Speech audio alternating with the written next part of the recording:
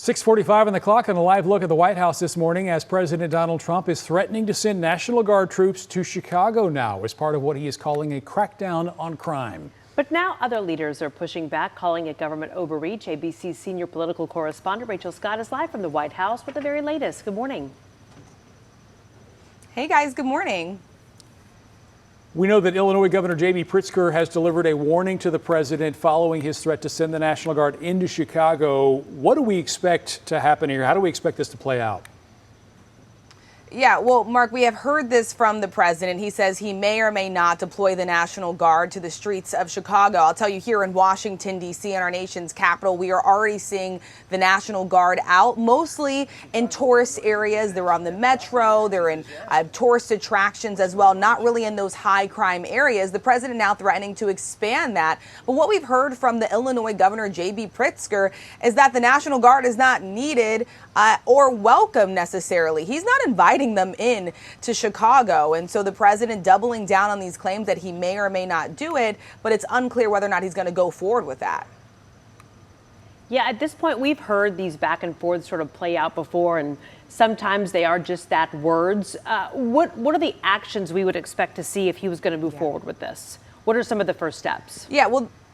Yeah, the president would have to make this decision to send the National Guard into Chicago. And look, local leaders there are pushing back against this. They're saying that the National Guard is not needed. They're pointing to their own crime statistics showing that homicide rates in the city of Chicago have been down about 50% over the last 4 years. And you have the governor there saying that if the president does decide to do this, that he would mount a legal challenge against the president and the Trump administration if it goes forward. So what's unclear at this point is if whether or not this is an actual thing that the president's going to move forward with in action, or if this is just simply a threat.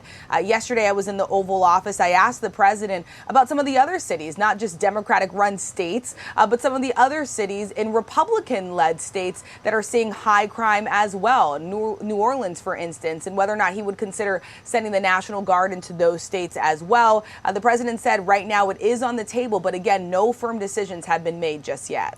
Assuming this does go to the courts, is this the kind of thing we will expect to see in front of the Supreme Court justices at some point in time?